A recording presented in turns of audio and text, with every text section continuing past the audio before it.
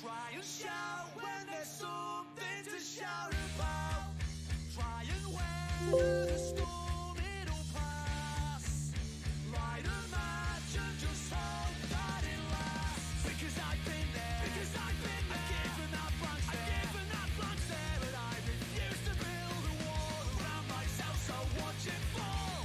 And if you ever need my help, you know I'm here with outstretched arms, a helping hand, an open door, a footproof wall. I'm waking up tomorrow, I'm not giving up now. I'll take all my sorrows to bed with me. Not sure what'll make me happy, but I'll figure it out.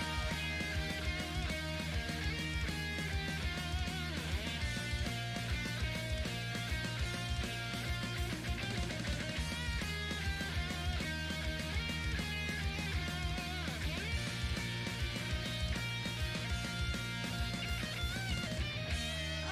think we'll be okay. I think we'll be okay. I think we'll be okay. I think we'll be okay. I'm waking up tomorrow, I'm not giving up now. I'll take all my sorrows to bed with me. Not sure what'll make me happy. I'm waking up tomorrow, I'm not giving up now. I'll take all my sorrows to bed with me. Not sure what'll make me happy, but I get it now. I think we'll be okay. I think we'll be okay. I think we'll be okay. I think we'll be okay. I think we'll be okay. But I get it now. I think we'll be okay. But I'm getting there. We're automatic tonight. There's no going back. We came to join in the fight. And we're not alone. We're automatic tonight. There's no looking back. We came to put out the light. We're not alone tonight.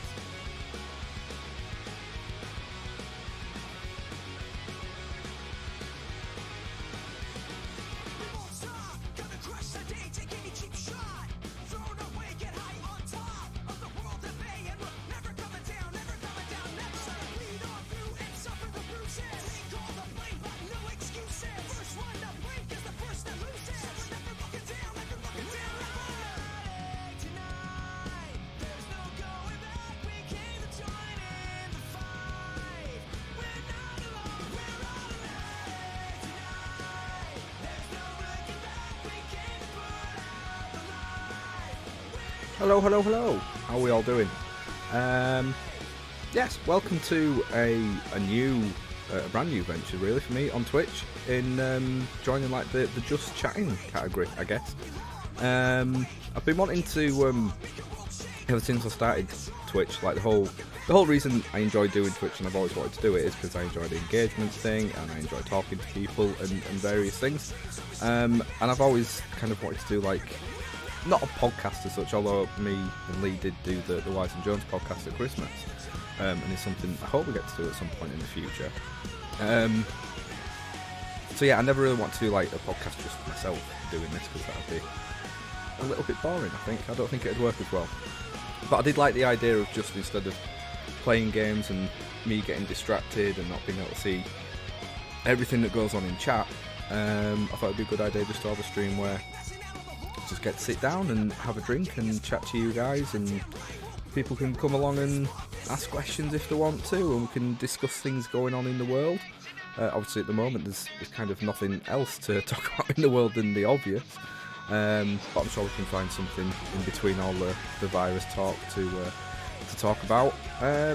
and I've also got a little game that I thought would be quite fun to do. Again, that all depends on if people turn up and sort of engage and interact in chat and everything. But yeah, it's a game that I've rather unselfishly nabbed from the Vidiots, who do their own podcast called Podiots, and one of the members there, Ben, every now and then brings along a game called Not the Onion. And for those who aren't aware, The Onion is a satirical news site that basically just everything that they release is all fake news, but it tends to be sort of based around something that could possibly be true. Tends to be usually based around like American politics and stuff like that, but there's the odd like world news story in there, but they have been mistaken for real news stories in the past, which is quite funny. However, there is a subreddit called Not the Onion, which includes stories that you would think be fake but are actually true. So I basically gathered quite a few headlines together, and you guys are going to have to decide which is true, or which is not the Onion and is a true story, and which is fake and is an Onion story. So there is at least one fake story in there, but some days, some weeks there might be all true. But yeah, I think for a while I'll just stick to like having at least one in there that definitely isn't true. So I just realised that my things seem to be changing properly. The little Spotify thing, it was stuck on your feet for a while, wasn't it? I'll just see if I can quickly do something with that, possibly. Not sure if that's... Oh no, it's changed over now. I'll just have to keep my eye on that. So yeah, I had my first comeback stream yesterday, which was fun. Had a few issues with the bitrate and dropped frames, which I think was mainly coming from the game. I was playing Spyro, and straight away it was coming up saying there were drop frames and everything, which it hasn't done it this time. But yeah, I'd spent quite a bit of time last night playing around with things and just changing a few settings. So hopefully, well, it certainly doesn't look like it's going to be any issues tonight, but I guess I'll properly see if that's worked sort of by the next time I'm playing a game, so which will be Tuesday, I think I've put on my schedule. So yeah, I had a fun stream yesterday, getting back into it. It was it felt weird. I was really nervous. I mentioned on stream yesterday, I felt more nervous doing that stream for some reason. More nervous than doing my first stream back in August. I don't know, I think it's because like when you do something and you have quite a bit of time away, when you're coming back there's kind of an expectation that you're just going to get straight back into it, whereas when you're doing your first stream no one's really expecting anything of you, so I think that's why I was feeling a little bit nervous, but it didn't take long for me to kind of get back into the swing of things. But yeah, all in all it was alright, apart from the drop frames issue. So yeah, I spent quite a bit of time last night doing some research and looking at ways to sort of improve either the streaming setup or like things that I can do to sort of improve my the way I look at Twitch and like the way I'm kind of approaching it as well. So I made quite a few notes last night, made a few little changes on stream, so on screen you can see right now, just to help people like want to get engaged, I suppose, with the stream. So obviously you can see now on this side I've got like most recent follower on there, most recent subscriber and top cheerer, because even though like myself I'm not someone to ask for subscribers or to subscribe to me, or you know, people don't need to cheer with bits and everything, like that's not why I'm doing it, but I guess if you've got things up there then it gives people a way in a sense to be part of the stream, I guess. So I've put that in there for now, so hopefully people like that. In fact, just whilst I'm looking at that, I'm just going to move the follower goal to there. I like that, looks a little bit better there, I think. And I also need to change that from being white writing because you literally can't see that right now. Oh, I'm moving me. Crap, hang on. Yeah, that's not great, is it? But I'll sort that another time. So yeah, basically the point I was making is I'm still kind of trying to improve things and make things a little bit more professional in a way, I guess, and just look better. Because although I'm not aiming to be a professional streamer, like in a full-time sense, you know, it's never going to be anything that I imagine would go full-time.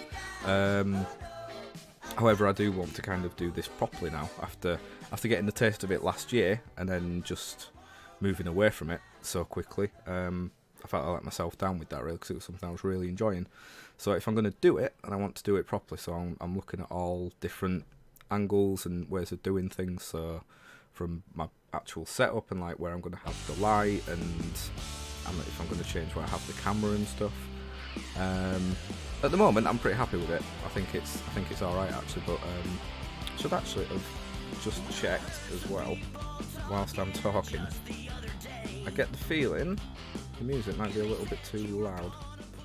Let me just move that down a bit there, because I think it was probably on par with what I was saying there.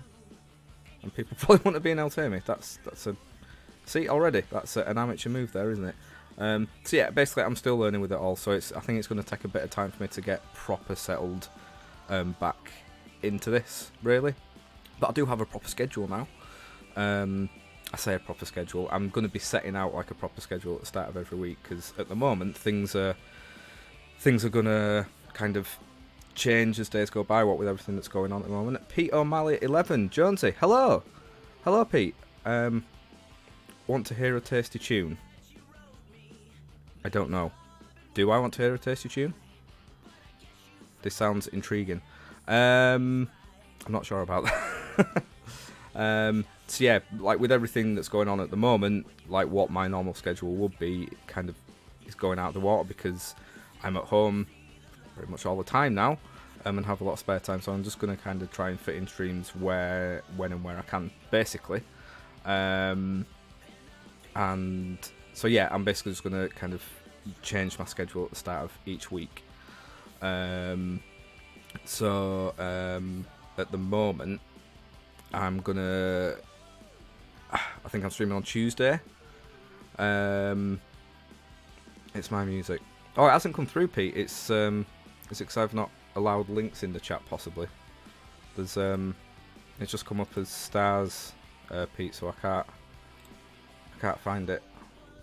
Just get an opinion. I'll have to listen to. I don't know. You might have to message me or something. I'll have to listen to it off stream or something. But I'm more than happy to listen to music. Always wanting to listen to music.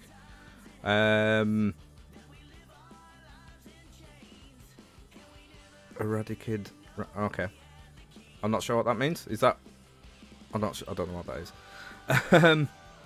So, well, where was I now? Yes. So the schedule will be changing at the moment, but I'm trying to do like 3 gaming streams a week, and then obviously this one. I'm going to be trying to. This is the only stream that's going to be definitely sticking to a Sunday, and I'm definitely going to be having like the party gaming stream on Fridays. Eradicated is my name on SoundCloud. Oh, right, okay, right, cool. I'll make a note of that, Pete, and I will give that a listen. I'll make a note of that. What kind of music we're talking, Pete? So I'm all for listening to new music and stuff. Yeah, so the party stream is always going to be on a Friday night, because I don't know, even though at the moment like days don't really mean anything, because you know a Friday leading into the weekend doesn't mean what it usually would. Future based sort of dubby stuff. Alright, okay, fair enough. I'll be honest, that's not usually my kind of music to listen to, but I will happily give it a listen. And I do have friends that do listen to that kind of stuff, so I can always pass it on, Pete. So yeah, not a problem, of course I will. Right, so yeah, days don't really mean much at the moment, but I still think people associate a Friday night as a time where you would usually be drinking and having a laugh with mates and things like that. So the party gaming stream will definitely be sticking to Friday. No problem, man. Yeah, you have a good one as well. Take care, stay safe. And thank you for popping by as well, I appreciate it. And I will definitely give you music a listen, I promise you. So yeah, so that'll be a lot of fun. So that's going to be a stream where I'm going to either sort of play a fun game where people can sort of guide me, maybe, and people can make the decisions as to what I do. But I'm also going to be doing like kind of multiplayer games where people can actually get involved. So things like Jackbox Party. Excuse me, I do apologise. I've just eaten. I've literally just finished my tea as well. So yeah, there's Jackbox, and there was also another game that was suggested to me yesterday, which was Use Your Words, which is available on PS4. So I think that's one where people, you know, you can, if I get it on my PS4, then people can log in with their phones and stuff and play along. So yeah, that's just going to be a fun stream. People can have a drink, we can have music on and just have a laugh, and it's just be a bit more of a anything goes kind of stream, essentially. Then the other 2 gaming streams are going to be like me doing playthroughs. So I carried on with Spyro 2 yesterday, which I started a long time ago. So I'll probably be doing that for another couple of streams, I would have thought. I'm sort of just over halfway, I think, in that. So that'll probably be another couple of streams with. But yeah, so for this next week, Tuesday will be one of those streams where I'm playing Spyro, and Saturday during the day, I'll be carrying on with that as well. So I'm kind of, at the moment, aiming for like 4 streams a week, which is a lot for me. That's certainly something I didn't do in the past. I think I do like 2 or 3 a week. But yeah, trying to stick to 4 streams a week at the moment as things stand. And the way I've planned them out, hopefully when things get back to normality and like everyone's back to work and things, hopefully it should still fit in with like my weekly schedule.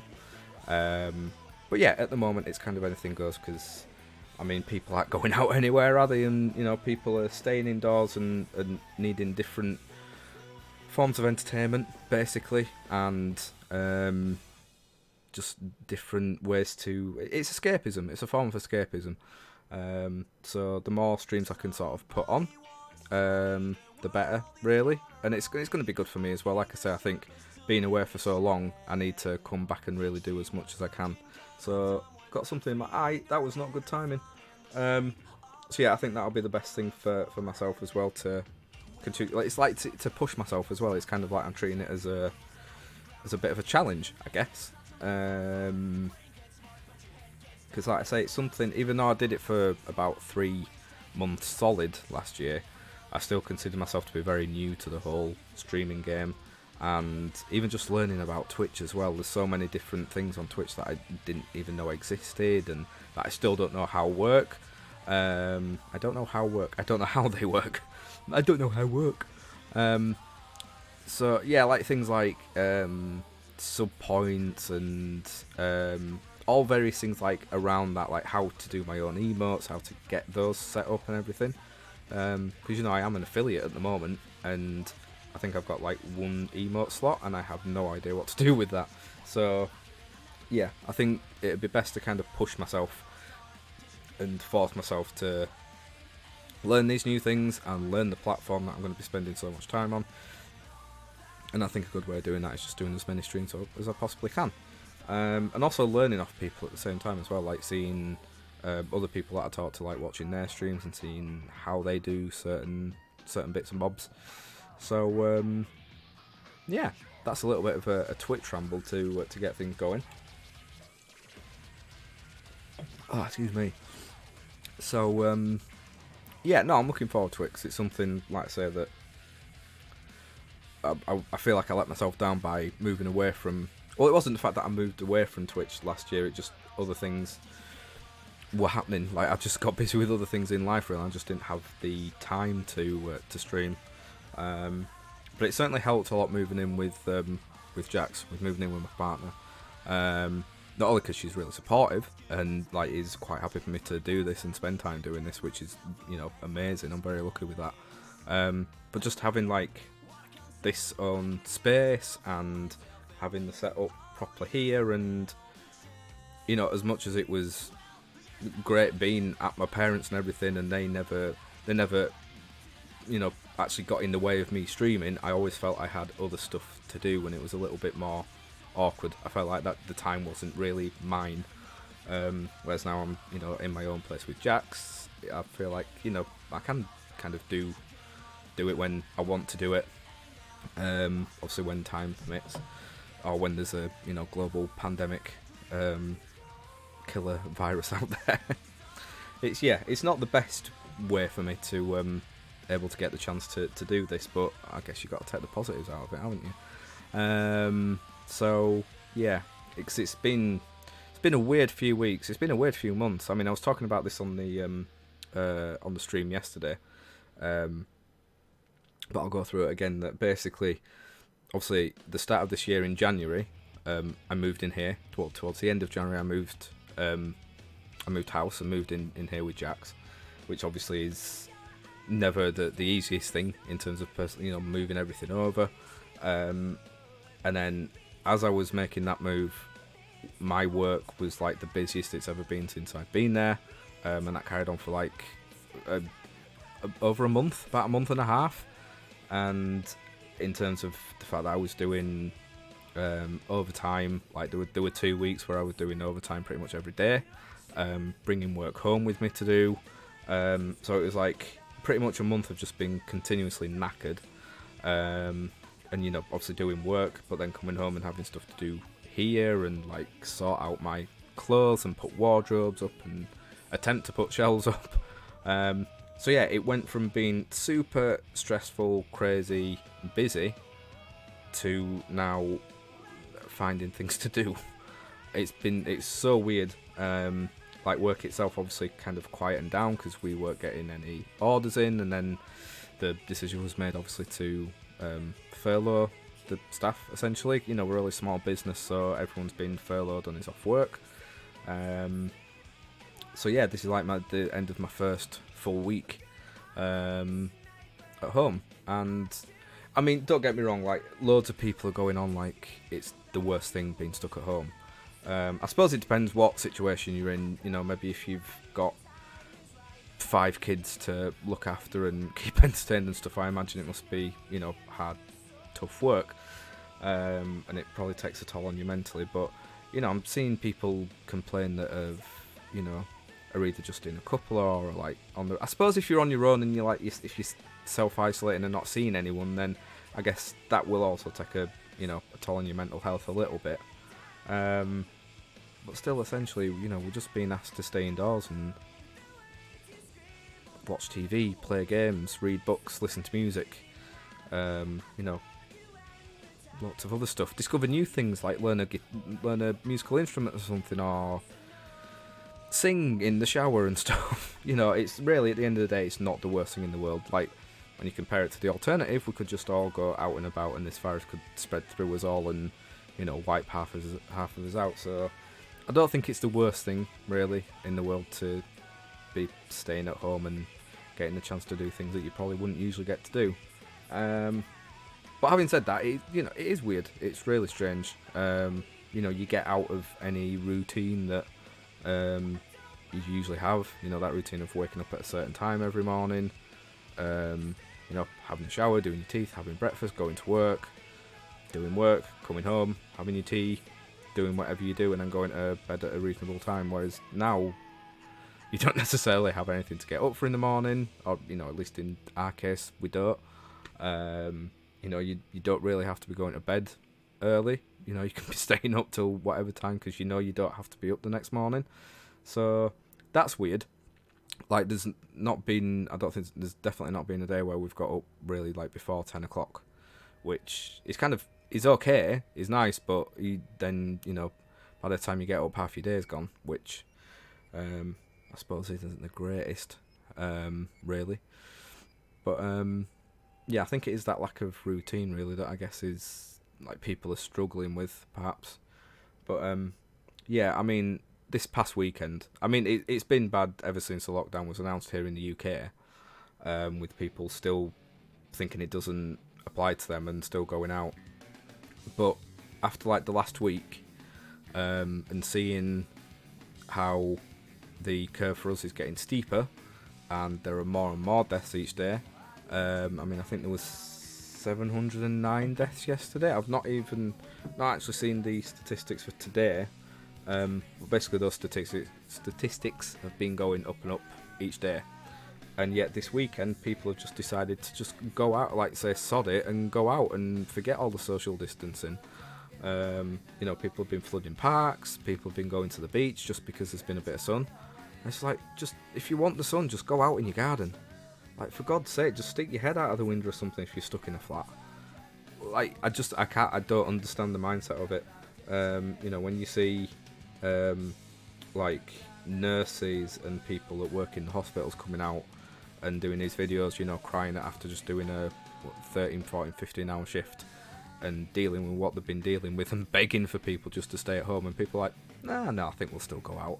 But yeah, I bet those people that are still going out there will be the ones, will be people who will still be clapping every Thursday at 8 o'clock saying, oh, our amazing NHS workers out, they're fantastic.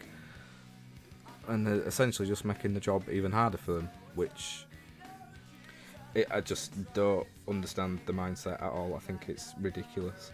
Right, I'm just trying to have a look at, see if this is updated cases from today. 5,940 new cases. I'm not sure if that's actually updated or not, but with that, the Queen's done a speech. What's Queenie been saying? Let's have a look at Queenie. What's she been saying? The Queen has said the UK will succeed in its fight against the coronavirus pandemic in a rallying message to the nation. In a rare speech, the monarch thanked people for following government rules to stay at home and praised those coming together to help others. It'd be great if she told, like, if she came out and said, those that have been staying at home, thank you very much. To those who have been going out to the parks and the beaches, fuck off. She also thanked key workers, saying every hour of work brings us closer to a return to more normal times. It comes as the number of people to die with the virus in the UK reached 4,934. So yeah, it's it's fine and nice that she's come out and made a speech, but there's nothing really, mind blowing in there that she's said. Bless her, she's 93 now. Yeah, what's this? Public urge to follow mission critical rules. I mean, the way it's going, let's be honest, it's probably going to get to the point where the lockdown's going to be like made even tighter, and we're not going to be allowed to go out for the hour of exercise a day or something, because people have just been foolish and idiots. It's like, Jax works at Asda, so she's a key worker at the moment, and some of the stuff that she's had to deal with there, and some of the sites that she's seen, it beggars belief. Why is it not working? Yeah, I mean, she's had to deal with, one guy thought it would be clever to walk down the aisle sort of laughing and coughing, and then stood next to her and coughed in the face. I mean, these people you're never going to get through to anyway. People that act like that, just, there's no point, is there? But the way that they dealt with it in Asda, like, she told the security guard, and he just said, well, just go up and tell him politely not to do it. It's an offence now anyway. I mean, at the time she didn't know, and even I didn't know there was offence over here now to do that to someone.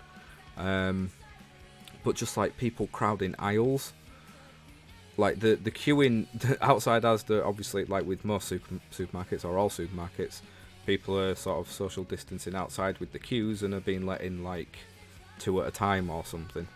And it's like as soon as they get in there, they just think that those rules disappear, and they all just like funnel down aisles, and they're just like crushed up against each other, which is, again, baffles the mind. But the longer people are going to keep acting like that, the more the chance are of it spreading. There's going to be more positive cases, there's going to be more deaths, and the lockdown is just going to keep going on longer and longer. So, I mean, it's a pretty simple thing, isn't it? It's like, if you want this to be over as quick as possible, stay in your house and only go out if you really need to, or if it's for an essential shop or for medical supplies or whatever. If you want it to stop, that's the way to deal with it. If you're not asked, then go out and lick a lamppost or something.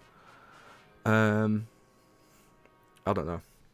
It annoys you. It really does. Like when I mean, let's be honest. The majority of people are acting as they should, and no one is enjoying it. Like, we're all not getting to see loved ones. We're all not getting to see friends that we'd see more often. Even just that thing of going out for a walk if you wanted a walk, or going to the park, or going to, I don't know, like a zoo or something with your family, or to the pub for a drink. Everyone's missing that. But, again, you look at the alternative. It's worth just missing out on, like, a couple of months of doing that. If you can't deal with that, then we're going to be in this for the long haul. It's going to be, 6 months. It's going to be like half a year that we'll be dealing with this. So, it is annoying. It is very annoying.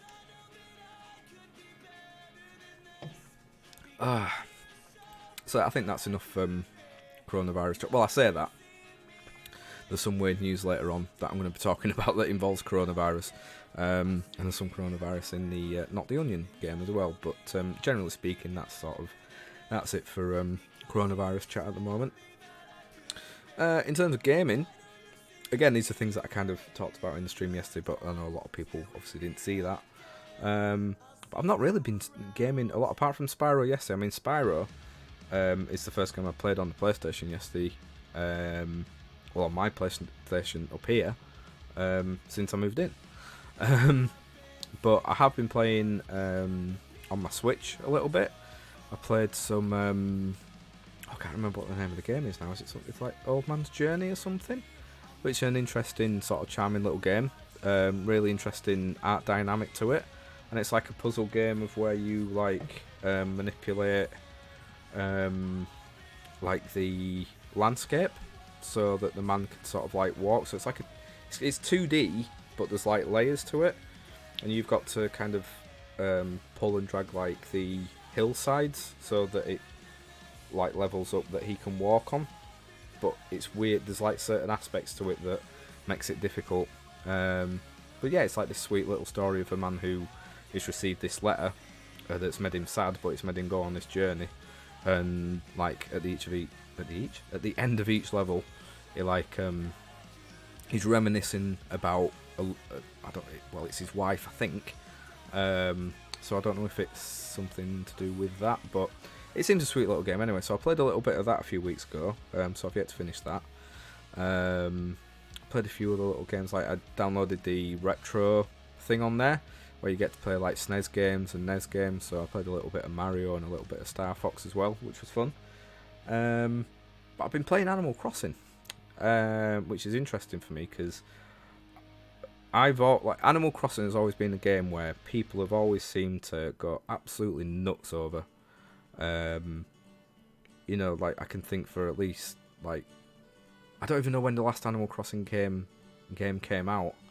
But I remember when I first started watching YouTube and I was watching Nerdcubed, and I remember he always used to go on about like when he was talking about his favourite games, he would always mention Animal Crossing and like how amazing it is and everything.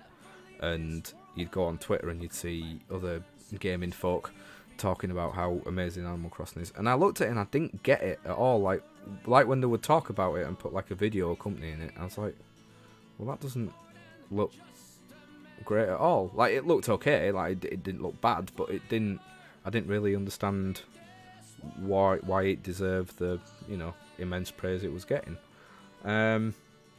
Anyway, obviously in the build up to the recent game coming out, is it New Horizons?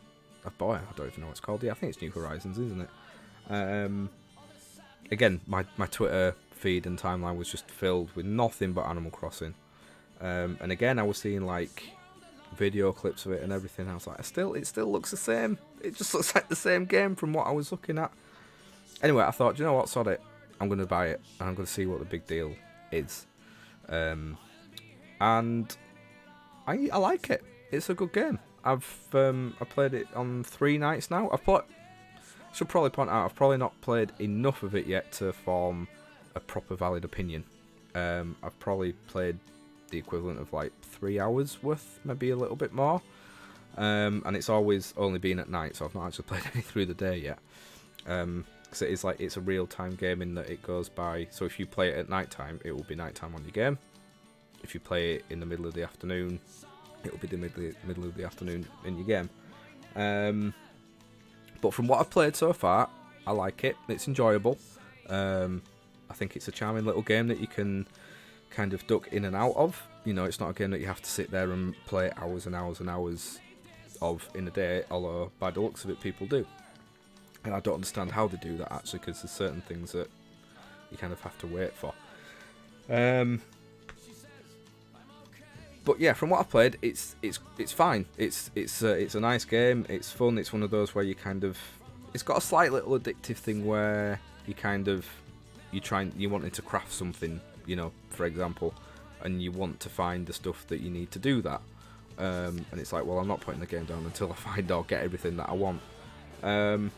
So yeah, it's fine. It's great. I am enjoying it, and I'm looking forward to playing more of it. And maybe it is because I've not played enough of it yet, but I still don't get like the major kind of, I don't want to use the word, but I'm going to use it anyway. I don't understand the jizzing over it, really.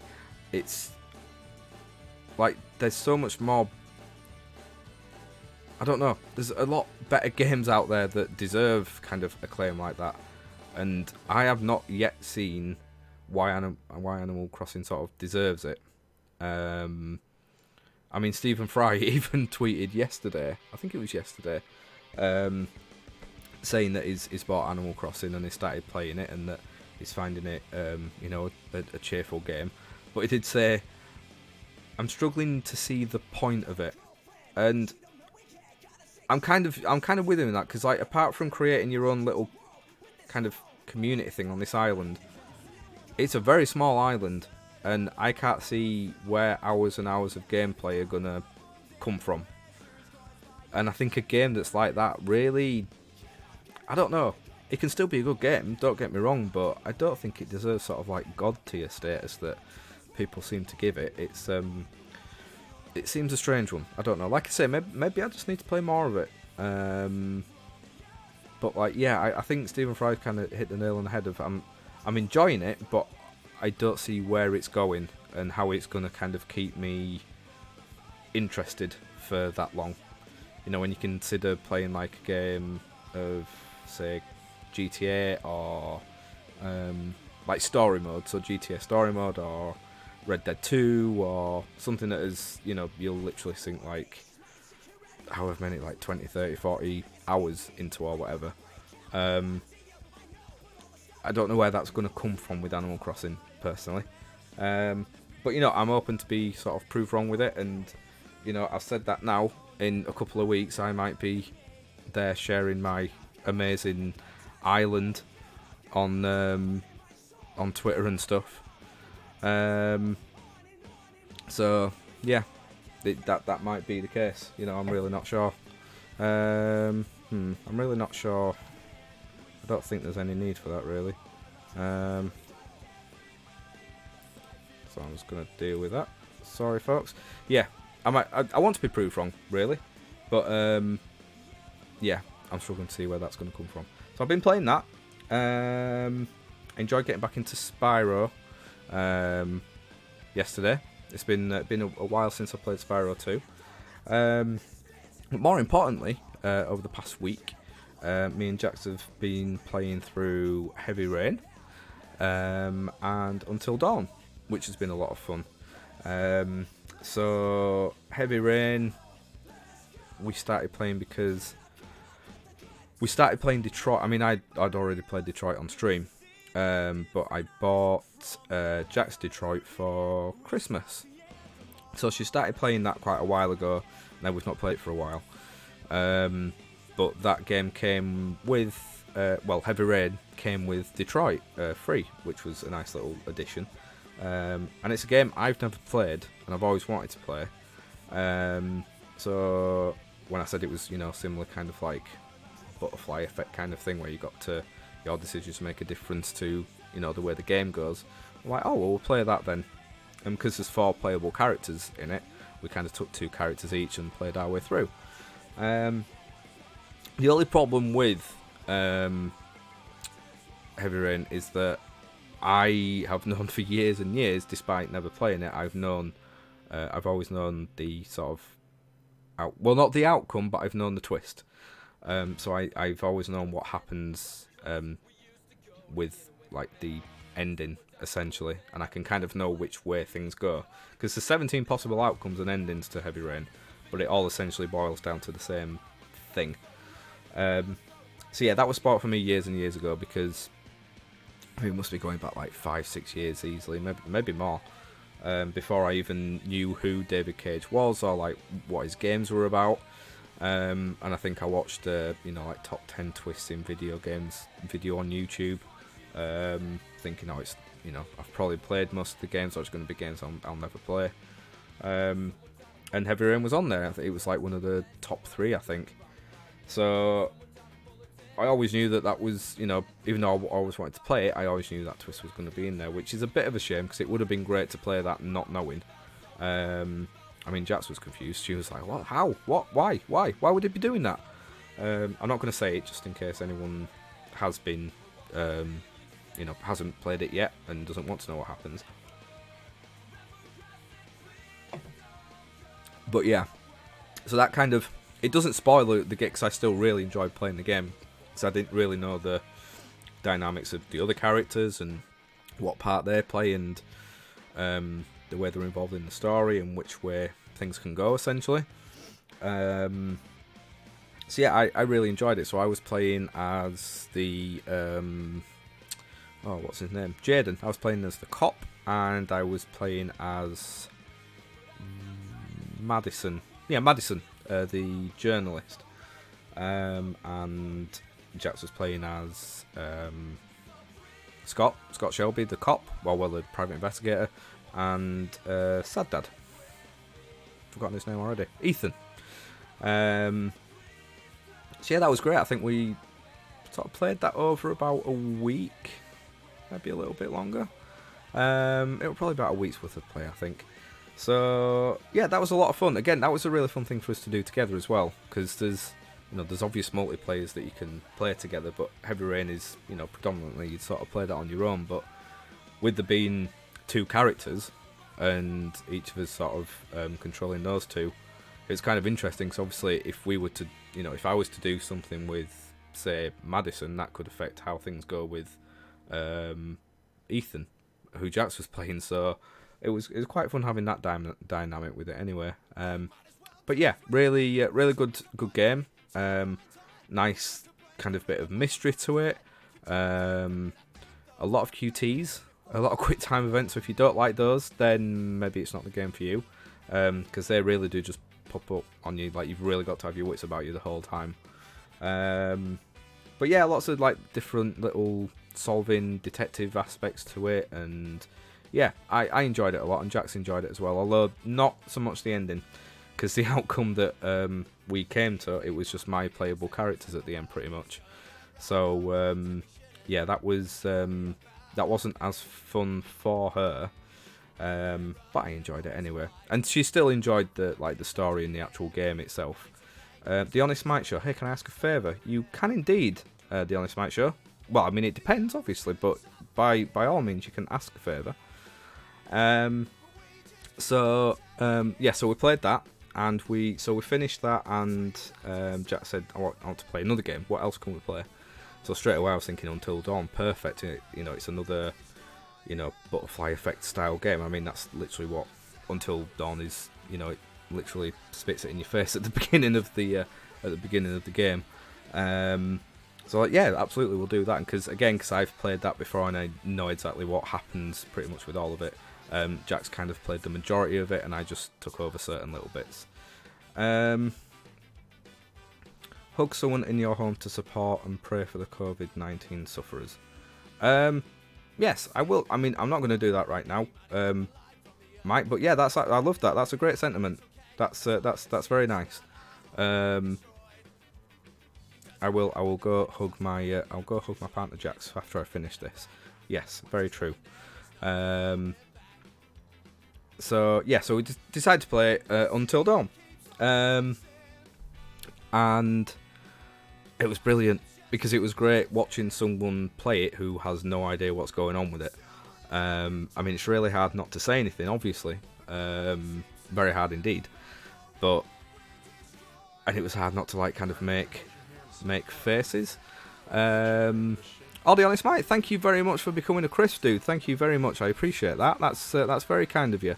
And I appreciate you popping along and giving such a nice sentiment in chat. It's nice to have some positivity at the time and trying to spread that positivity as well. So, thank you, dude. You take care.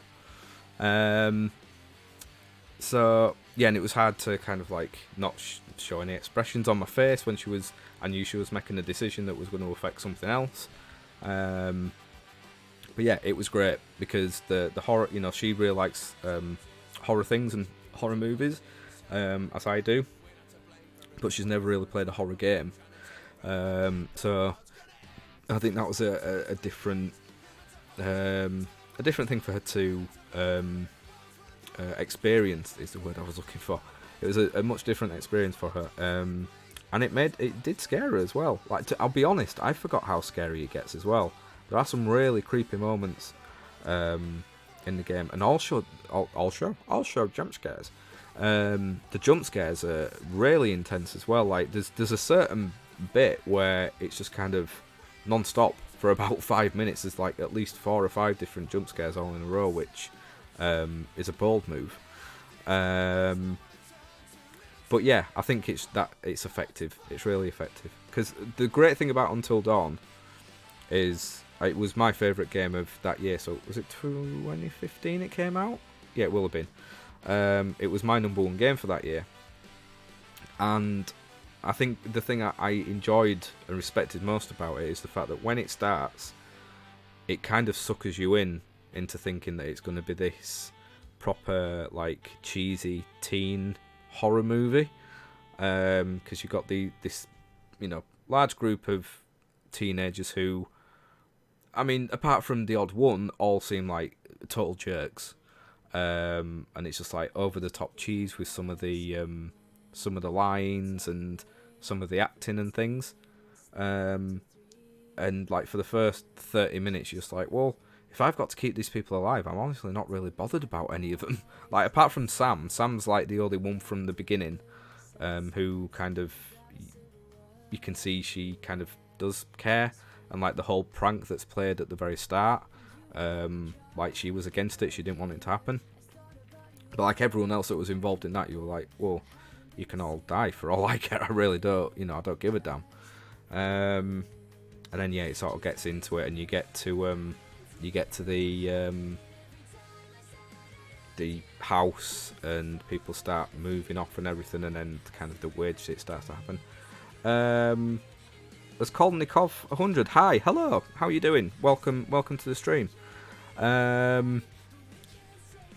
Yeah, when you start to when you get up there, and you kind of notice that things aren't exactly 100%. I think it's when Mike and Jess like head up to the little cabin. That's where things start to ramp up a little bit, and then it just quickly changes. Like from when you get up there, and obviously kind of Jess gets taken away, and then you're like, shit, I need to save these people, and now literally every single decision I make from now on is going to, possibly kill one of these people, and I don't know what it's going to be. Where are you from? I am from Leeds, my friend. I'm from Leeds in England. You're from Turkey. Whereabouts in Turkey are you from? Yeah. Oh, sorry. Got a bit of a dry throat. It's like I'm talking for a long time.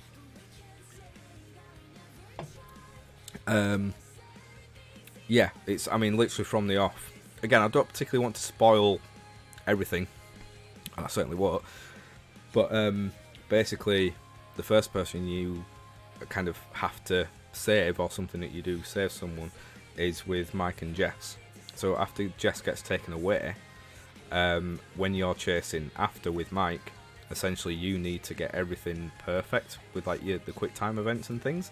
So if you literally slip up just once, if you do one wrong move, then Jess is going to die. And I didn't realise that until after Jax did it. I knew there was something in that run that you had to do, and I didn't know if it was like a choice of path. Istanbul. Oh, very good. I hope you're keeping safe. How are things over in Istanbul at the moment with the virus and everything? Is everyone managing to keep safe. I've not really been keeping an eye on sort of Europe and that area, to be honest. I hope everything's okay. So yeah, it's literally like right from that point, pretty much every decision you make, whether it's which path you take or whether you fail a quick time event or whatever. But there are still some bullshit things in there. It's like there's certain things that you just wouldn't know to do that would lead to someone's death. Like there's someone's death who I won't spoil, but you literally go to investigate. So you get the choice to follow someone or go investigate a sound, and if you choose to investigate the sound, you die. And there's just no, you can't, once you choose to do that, you can't back away from it. Like you can't change that from happening. So it's kind of like certain things like that, you're not really in control of that. You know, there's a bit with another character where you're in control, and you are actually in control, and it involves you shooting things. And if you mess that up and you don't shoot them, or you miss them or whatever, then you die. And that's that's you in control. So you've messed up, so you've caused that person to die, which is fine. But there's others where it's literally like you decide not to take something from someone, that means you die later on. So it's impossible. Like some of the things, literally, you don't have a clue. But then likewise, I do think that is also in favour of the game because it means it has a lot of replayability. So obviously I've played through it myself once. I did it on my YouTube channel, and now I've seen Jax play through it. But it's made me want to play it again, just to see if I can get everyone out alive. Because obviously that is the aim of the game. You can get everyone out alive. Now, when I played it through, I got 2 out alive. I came out with Sam and Emily, who is just the worst character. Emily, like, literally everyone you ask, it's like when you talk about Until Dawn, it's like everyone hates Emily. Like, because she's just a terrible person. She's just horrible. But I managed to get her out alive somehow. And Jax came out with Sam and Ashley, which was nice. So I quite liked Ashley's character in it. I mean, the best characters are definitely Sam and Mike. Yeah, it certainly has a lot of replayability. Like, it is a game you could play 2 or 3 times through, and then you'd be like, well, I know what to do now, and I know the different outcomes and stuff. And same with Heavy Rain. Like I say, there's 17 possible endings, or ways that like it can kind of branch off in that game. So like, I mean, that's got a hell of a lot of replayability in that. So yeah, that's definitely something I could play again. I might even stream that, to be honest, at some point. Like, even though I know the gist of the game, there are certain things that I would maybe try and stay down a different path just to see how that kind of plays out. So yeah, that's kind of all the gaming I've been doing recently. I don't think I've been playing anything else. No. I've been wanting to play Final Fantasy demo. I downloaded that like the day it came out, and again, I haven't had the chance to play it. And the game is coming out at the end of this week. You know, I'll be getting that on Friday, so I'm umming and ahhing whether it's worth really going through the demo, which is like the first. I think it's like the intro, so it's about like, I think it's gonna say it's about 45-50 minutes of gameplay. In fact, no, it must be more, because someone streamed it and it was like over an hour. So maybe it's like an hour of gameplay, which is pretty good for a demo. But yeah, I'll be playing the full game on Friday or Saturday anyway, so I don't know. I'll have to see about that. But yeah, there's a few little games that I'm still wanting to play. It's then also deciding what I want to play recreationally and what I'm wanting to play on stream as well. Because I did actually say, funnily enough, I don't think it actually made it to the video that I put out on YouTube a couple of days ago. But I was talking about Final Fantasy and I was saying how I might stream it. But then I thought about it. Final Fantasy is going to be a really long game. And if I was to commit to streaming that, then that's literally all I'd be streaming for like a month, I imagine. Because there's a lot of game to that. And likewise, I'd been thinking about doing Red Dead 2, which I think I love Red Dead 2. It's a fantastic game. And I had been thinking of playing that on stream with the idea of like chat making decisions for me. So like in terms of the honor system, whether I kill a person, whether I let them live, different things like that. But again, Red Dead is a really long game depending on how you want to play it. Like, if I'm going to be getting into it, then we're talking a long time. It took me long enough to complete the game anyway. So yeah, I don't know if it's worth kind of committing to something like that on stream. Especially if I've only got like 2 streams a week that are dedicated to the playing through of a game. I feel like I'd be doing that for a long, long time. And it might get stale as well. I think it'd be a game that people might get fed up with me doing, but I don't know. I really don't know. There's a lot of different games that I've got. I mean, I still need to put the list on my actual Twitch page. I only left it on the video from the other day, stupidly just scrolling up next to me. But I should really put it on my Twitch page. But I'll basically put a list of all the games that I own or that I have access to through my PS4 and my Switch. And just looking at it, like, I'm interested in playing. I've been wanting to play Vampire. It's Vampire, but with a YR at the end, so Vampire. I've been wanting to play that for a while. That's meant to be a really good game, but I'm not entirely sure how long that is. But that might be a good game to play on stream. I don't know. What else have we got? Yakuza Kiwami game. That's a game that I think I must have nearly got to the end of it, to be honest. I think I started playing that like back end of 2018 and start of 2019, and I just kind of moved away from it. I think I got to a bit that was annoying me. But it's a really strange game. It's weird.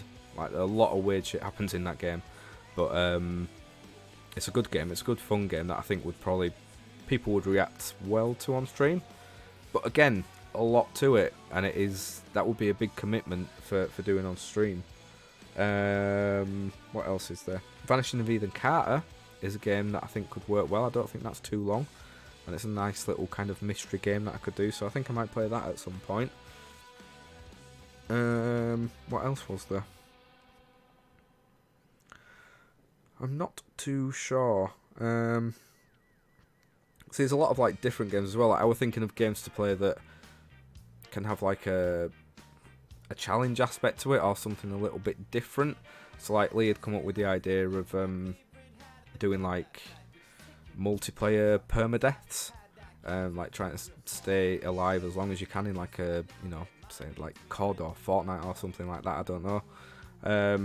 But I'd considered like maybe doing a bit of a permadeath run on a game, because I once did that again back when I was on YouTube. Well, I still am on YouTube, but back when I was doing it properly anyway, I started a permadeath run of Far Cry 3. And I can't remember how many episodes. In fact, let me have a look at that. I can look for you. I think I really ended up doing like 5 or 6 episodes, something, which was annoying. Because it was something I was really enjoying as well. And I don't think I died either. Like, I remember there being a proper cliffhanger bit where I was like stuck in this little hut, and there was loads of people surrounding me, and I like ended the episode there and then started the next one, and I somehow survived it. But yeah, for some reason I just decided to stop doing it because I'm really bad. People who used to watch me on YouTube will know I'm very bad at committing myself to a game and then seeing it through. So I think in my whole time on YouTube there was maybe only, of the games I played, I think there was maybe only 2 or 3 that I actually completed. One was Firewatch, and one was, and in fact, you know what, the Firewatch, I don't even think I uploaded the last episode of that. Again, I don't know why I even played it. It wasn't even the fact that I needed to play it, I actually did it, and I'm not entirely sure I put the last episode up for some reason. So yeah, I did Firewatch and Telltale's Game of Thrones. So I did that on YouTube. See, that's another one that I wouldn't mind doing actually. Telltale's Game of Thrones, that'd be quite good to do on stream actually. again, maybe like getting chat to make decisions. Because I think it's timed, but I think some of them are long enough where I could get chat to help out. But either way, I think that'd be a lot of fun to do. But yeah, like I started playing LA Noire on YouTube, and I did, what was it, 20, episode 20, which was, I think I was about halfway through the game, and then I just stopped doing it. Although in fairness to me with that, I went through so much effort to get that playthrough up. So this was when I was, I left university. I didn't have a PC at home. I only had my laptop. I didn't have a decent camera or anything. It was just a shitty little webcam, and I had no game capture software or anything. So I used to, I can't remember properly how I did it, but I basically did it through a DVD recorder. So I would play the game, I would record what was on screen through the DVD player, obviously onto blank DVDs. I would record my voice through, I think, the free, I might have been using Audacity actually, because that is free, isn't it? So I think I was using like Audacity to record myself through my webcam microphone on my laptop. I would then have to, I can't even remember what the term is, but I had to like then compress the DVD or something, which usually took like 4 hours to do, and then I used to have to put that into my laptop and download that onto my laptop, and I could then edit it. So I went through a hell of a lot of hassle trying to do that playthrough. So yeah, I did that. Here we are, Far Cry 3. So part 1, part 2, part 3, part 4, part 5. Oh, I did my math out. Part 6, part 7. Nope, I just got to part 7, and that was it. And I just ended it. Again, it wasn't even because I died.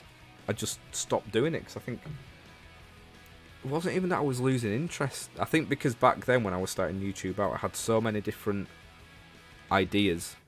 Like, I was obviously trying to do the sports thing, so I was doing like sporting vlogs. I was trying to do the game, like the let's play aspect of it. I was doing live music videos as well, so I think I got fed up very easily. I think that's the point. I started an Assassin's Creed Brotherhood playthrough that I only did 3 parts to, so that was literally just the start of the game. I mean, the only things that I committed to, really, I mean, I don't even think there was a way to finish Cook Serve Delicious with it being such a long game. I mean, maybe there was, but I really committed to Cook Serve Delicious. I think I must have done like 50 episodes of that, maybe. I did some like Surgeon Sim videos. So the crazy thing is, I thought I'd never done like a Minecraft thing on my channel, and then it wasn't until I was looking back through that I did actually start a survival series. Literally, I've not looked back at those videos, and I could not tell you what happens during those videos. I've not got a clue. The only Minecraft like that I can remember playing for the channel is when I did the Q&A videos, the Jonesy's Question Time, and I played like Minecraft for background video. So yeah, I did a lot of stuff on YouTube that I just can't remember doing. I mean, yeah, 6 years ago I started doing Cook Serve Delicious, which I actually had a lot of fun doing that. That was an easy game to just kind of go in and out of, and was just an easy one to kind of, I didn't have to think too much. I mean, obviously you did have to think a lot, and it wasn't the greatest in terms of commentary. I mean, you could do it kind of in between the services, but when you're trying to remember the combinations and stuff, and you're tapping away really hard at the keyboard, like listening back to it, it's like I'll be saying something and just hit like that over the top of it. In fact, let's not do that. I might put something in chat. So yeah, maybe it didn't work brilliantly, but it's something that people seem to enjoy. I had quite a few people that would always ask me to, when I stopped doing it, ask me if I was going to be going back to do like Cook Serve Delicious. So that's something that kind of kept around for quite a while. I think I said I did 50 parts. I don't know why I said that. It was nowhere near. But I've done at least 20 parts there. I started doing a South Park Stick of Truth playthrough for some reason. I don't know. I think my issue was then, I thought every game I played, I felt like I had to do a full playthrough of it, when really I could have just done what I went on to do, was like my Jonesy Plays series, where I would literally just kind of record myself playing a game for a while, and then try and edit it down to be like a fun, just one-off episode, which I did with like Rogue Warrior and games like that. Hotline Miami as well. So yeah, Cook Save Delicious got to, well, at least part 21. So I did 21 parts on that, which isn't too bad. I started a Banjo-Kazooie playthrough as well. Again, no recollection at all. So yeah, then I started to realise, like, actually, whenever I play a game, I don't need to commit to it, and I can just do a one-off video. So I think that's like my major worry with committing to games that I'm going to be playing on here, because the last thing I want to do is say, oh, I'm going to play through Spider-Man, for example, which I've already done. So I'm gonna play through that and then just stop streaming it like halfway through. I don't even think I've got halfway through Spider-Man. Yeah, the last thing I want to happen is say, right, yep, I'm doing Red Dead 2 playthrough for the next however long it takes, and then I'll stop after doing about 5 or 6 streams of it, because I've decided I'm bored of it. But I don't know, it's weird. It's different with Twitch though, I suppose, because you kind of, although you're doing something that you want to do and you enjoy, obviously you're kind of getting instant direct feedback from the people that are watching. So if you can see they're enjoying it, I think you get more from that, and you will probably play a game longer than what you usually would, on your own or whatever. So I think it is definitely a big difference on Twitch. It's more about the engagement with people in chat. So again, like the opposite way around, you might be playing something you're really enjoying, but people are turning up to your stream and then going straight away because they're not enjoying it, and you're getting, you're not talking to anyone in chat. So yeah, I suppose it's going to be swings and roundabouts, but like I say, I'm kind of in it for the long haul, so I'm so sure I'll learn as I go along, kind of what people seem to like and what works for me as well, because it's alright saying play games that people like and enjoy, but you look at the top Twitch, the top games being viewed on Twitch, in fact, let's have a look, shall we? If I can at the moment. Let me, I wonder if I go off this. Bear with me 1 second, guys. Just gonna go to twitch.tv and see if it shows what like the top games are that's being played currently. Browse. So you've got Animal Crossing, of course. You've got Minecraft. In fact, this isn't actually in order, so let's do it by high to low. There we go. Right, so you've got Fortnite, where you've got 338, just short of 340,000 people watching people play Fortnite. You've got League, you've got Just Chatting, so a lot of channels go by that, and they're doing what I'm doing right now, I guess, but to a more effective standard. But then, yeah, you've got like League of Legends, Counter-Strike, Grand Theft Auto 5, which is probably going to be online stuff. You've got Call of Duty, Warzone, you've got Dota 2, you've got World of Warcraft. So it's all these like massive online, multiplayer games and stuff that I will never play. Like, the only time I'm ever going to play something like that will be when I play Fortnite with, say, Lee and Charlie, and it's doing like the fun mode in that me and Lee did for the Make-Up Forfeit stream last year. Like, doing something like that, that's great. I love doing that. But I will, like, people seem to love to watch streams like that is literally just people not even, so, it's when you see people that are literally just playing it and not interacting with the screen. So it's literally people are sat at home watching someone just play a game and not even interact with you. They're literally just going around, being pro gamers and shooting a load of people. And personally, I don't get that, but obviously that's not for me, and it clearly works because people watch it. I will never understand it, but that's what people like to watch. But obviously, I'm never going to do that. I'm not going to be going and playing Call of Duty week in, week out. I'm not going to be playing Dota 2.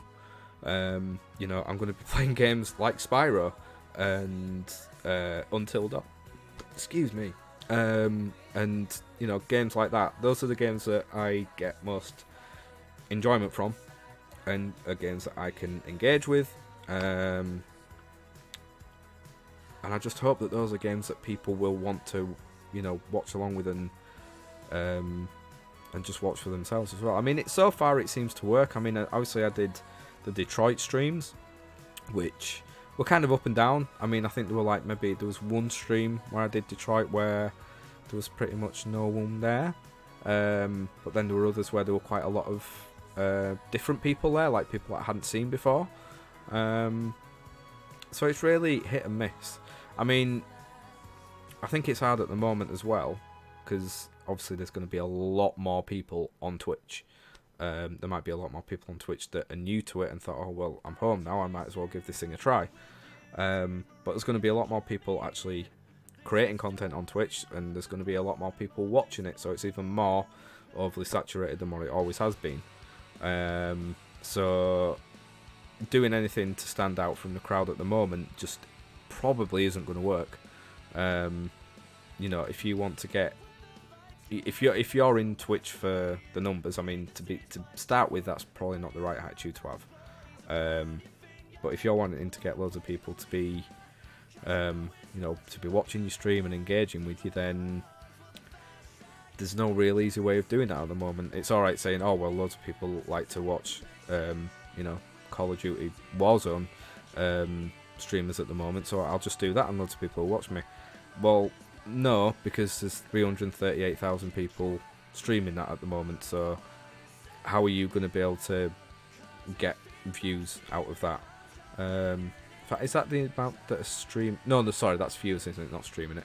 So yeah, Fortnite, there's 338,000 people watching people play Fortnite right now, but you're either going to have to be someone who has already got quite a large following to get the viewers, or do something really interesting with it and very different that gets people stopping by and thinking, oh, that's different. Which is, like what I kind of tried to do with the Forfeit stream with Lee. Whenever I rage quit, well, not rage quit, but whenever I raged at anything, then I would get a different area of makeup done on me, which I'm sure there's not a lot of other people doing Fortnite, on there. I mean, that was the fun thing. I mean, that kind of proved the point a little bit. There were a lot of people that showed up expecting me to be just playing Fortnite properly, or like me and Lee to be playing Fortnite properly. And we're asking, oh, are you going to do this kind of match? Are you going to do that? It's like, no, we're just fucking about at the moment, really. That's all we're going to be doing. And you could always see like the view count would sort of like spike up 10 and then it'd drop back down 5 or something, because it was people like, oh yeah, no, they're clearly just taking the piss. So people do go out there literally just to see serious streams about these games, which is fine. That that works for people, and if people enjoy that, that's fair enough. But that isn't what I will be doing. So it's a good job I don't really want to do Twitch for the numbers and stuff like that. I mean, obviously with this stream tonight, this hasn't exactly gone kind of the way I was hoping it would, but I know it's a starting point, and I wasn't expecting tons of people to turn up anyway. But like, yeah, there's not any people in chat for me to do like the Onion game, but hopefully this can grow into something. If I upload this on YouTube and people see it and enjoy it, they might tune in next time, which is fine. But yeah, I think I got to a point where like I kind of been doing Twitch and I got quite a few views like in a row, and then I had a stream where I had no views, or like no one continually staying, like I had no one in chat, and that kind of got to me. And I think that was that thing of like, because I had 3 streams with people there, and then suddenly it was nothing. It was like, oh, well, I'm doing something wrong. What's going wrong? But you've got to know that the people that you know may see in your stream quite a few times, they have a life, so they can't always be there when you're streaming. You know, they've got other things to do. They might have other streams that they want to watch. You know, that's another thing. Like for myself as well. You know, I want to force myself to force myself. That sounds terrible, really, with what I'm going to say, but force myself to watch other people that stream and other people that I talk to, because apart from watching Triple Jump, I don't watch Twitch. You know, my spare time is spent like with my partner or with her daughter, and it'll be watching YouTube, it'll be watching things on Netflix, it'll be watching things on Disney Plus now, it'll be playing games, listening to podcasts, and like I say, I will watch the odd Triple Jump stream here and there. I'm not as interactive with, I suppose it sounds a little bit hypocritical of me sometimes, but I'm not like an avid viewer of Twitch. I won't spend an evening going from different stream to different stream. It's something I've never done. But it's probably something that I should do. For my own personal growth and for my benefit, I think it would be good. You know, I will always be supportive of people, you know, especially on Twitter. You know, I have certain people that I talk to, and who have come into my streams before and been really supportive, and I've not always been to their streams, and that's why I know that you learn that people can't always be there. But I feel bad that I'm not always there. But then again, you've got to think that, you know, you retweet their stuff on Twitter, so you're kind of trying to engage and grow the audience there and everything. So yeah, I think it's a tough thing to do with Twitter. It's well, Twitter is, yeah, but Twitch is a different and difficult thing to kind of get into and to understand and get your head around how to make it work. So really, I would say, like, with Twitch, what I feel so far, I may be wrong, but it's kind of like 60%, 50% is the actual streaming.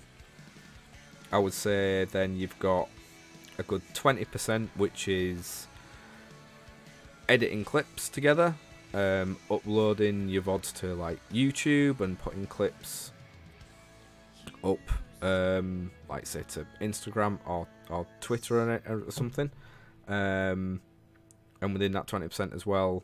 So yeah, so like 20% kind of editing as well. So like sorting your actual stream setup out and any visuals and images and stuff, and then the other 30% I would say is social media and like social networking and trying to get your, I don't want to call it a product, that sounds really naff, but getting your, I don't want to say a brand either, but that's the word that's coming to, just getting yourself and your stream kind of out there.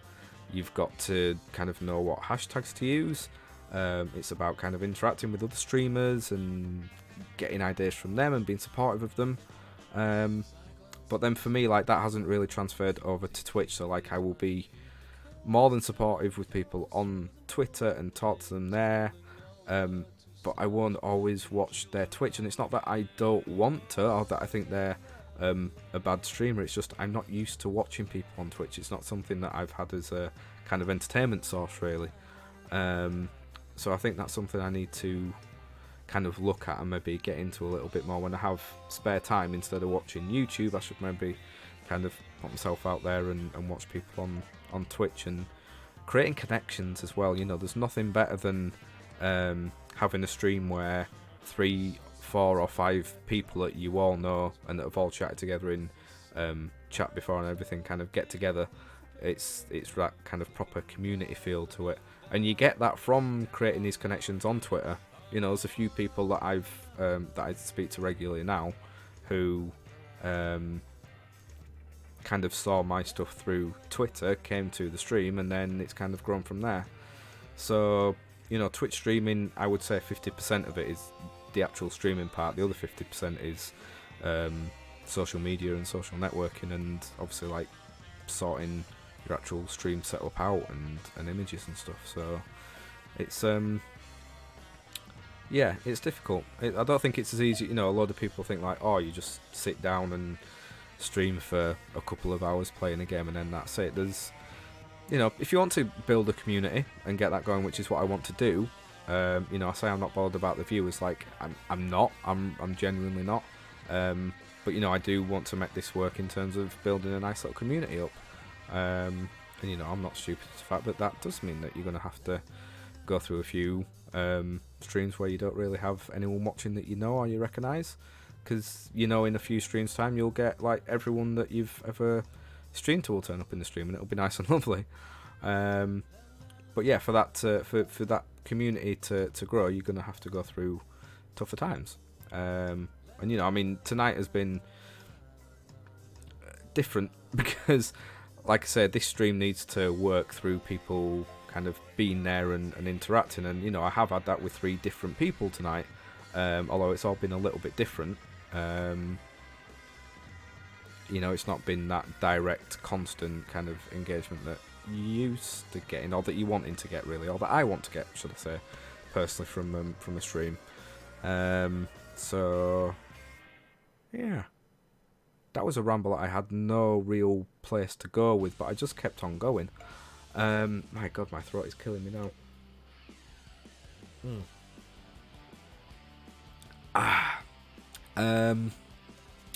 There was something I was gonna go somewhere with that. Oh, the follower thing does work. Oh, I'm glad about that. I've just realised as well that I got that follower earlier on, but the last few times I've streamed, well, the last few times I streamed back in the year, my follower count wasn't changing when people were following, but that definitely does work now, so that's good anyway. But yeah, there's so much to it, like just deciding what graphics to put on your screen, and like I know that mine, like apart from the top bit, like the banner bit, which I didn't even do myself, Jem did that, and that looks super professional and looks super awesome. You look at everything else, I mean, that's just shitty kind of font writing there. That's not great. And that's just like a widget thing that you can sort of get installed onto your stream. So like I haven't created that. The only 2 things I have created look pretty crap. And the best thing there is something that I didn't create. But you know, all these things are important. You know, when you turn up someone's stream, I guess you want to be like, oh, this looks like a decent place to be. Like just like with my break card and my intro card and everything. You know, you want someone, if you're having a break or whatever, or if you're, you know, I know a lot of streamers don't like to kind of start a stream and do what I do, where I've got the intro card up and I've got music playing. But if you do that, like myself, then you want to have something that if someone comes onto the stream and sees that you're not actually there, but sees, you know, a nice kind of image there and good, you know, a nice background and something, and you know, music to listen to, then you'd stick around for the start of the stream. So yeah, there's a lot to it that people probably don't think about and realise. But yeah, again, I mean, I've got a lot to learn. You know, I want to teach myself how to create proper images, I guess, or like better text and visuals and stuff. I mean, I already have, like, as daft as it is, like, again, it doesn't look super professional, but on my Twitch, like, on the channel, on the profile, where it has, like, the About Me section, and I've got, like, Donate section, and Twitter and YouTube. I didn't have any of that before I came back, you know, the other day. So it's not even software that I downloaded, it's just an internet site where you can create visuals, and I think I paid like £5 for it or something, for subscription or something. And it kind of guides you through it, really. It kind of holds your hand in the way it helps you create things. So the visuals that I've done on there, I did through that, and the recent schedule that I put out on Twitter, which I quite like. I was quite impressed with it. It looked very professional. It's one of those things that I would expect to see from someone else, like come up on my Twitter feed. I'd be like, oh, that looks cool. But yeah, just a simple internet site, and I was able to do that. But yeah, I just need to do more stuff like that. Like before, I was too happy to just kind of rock along and keeping things the same. But it's important to keep things fresh and looking decent because, like I say, you want people to show up to your stream and want to stay. There's nothing worse than streaming already to not many people, and you see, say, like 2 or 3 people have joined the stream, and within a minute, it's already dropped back down to the amount of viewers from before. Because you do get that feeling of like, well, someone has literally come into the stream, watch me for a minute, and be like, yeah, no, I don't want to watch this. This is boring. But interesting, that's something that I'm still doing now. I think I talked about it on stream a while ago, but I don't look at how many views are in my stream anymore. I actually cover it up. Well, at the moment, it's covered up with a little bit of double-sided sticky tape thing. So on my Streamlabs little screen at the moment, I've actually got just a little bit of double-sided sticky tape, a bit of square just over where the viewers usually would be. And if I tab out of this and go to the stream manager on actual Twitch, I just make sure I don't look at the view count, which, to be fair, luckily at the moment doesn't seem to be always working for me. But I just like to, obviously you get a sense for if anyone's there, because if no one's in chat, then you're either streaming to a lot of people that don't like to chat and just like kind of lurking around, which is fine. But obviously when you get people starting to talk in chat, you know that obviously there's definitely people there. But I just like to, by not having that there, I'm just kind of assuming I am talking to people. Or that's the way I like to treat it anyway. I think that's how I've got through tonight, really. I don't think I'd have been able to ramble on this long if I had the view count up there and it was just saying like one person and it kept kind of dipping from 3 and then to 0 and then to 1. I think I may have lost the will to kind of keep going with it then, I think. So that helps me personally. That's one of the kind of only weird little things that I kind of do with my stream. I don't know if anyone else has done that. I'd be interested to know if people do that, because for me it does work. It is that thing of, if I treat every stream as usual, as normal, like to treat this stream as if there were 10-15 people there, even though I know there isn't, then I'm giving that same sort of that same level of I want to say entertainment, but that same level of presenting, I guess. If I saw there was only 1 or 2 people there, I'd probably be like, what's the point? I'd probably just be sat here in silence, just be like, and not giving a fuck.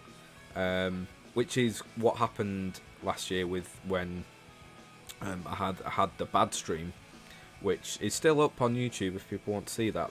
It's quite funny, really. It's a little bit sad to watch actually, but you kind of slowly seeing a guy just lose his mind.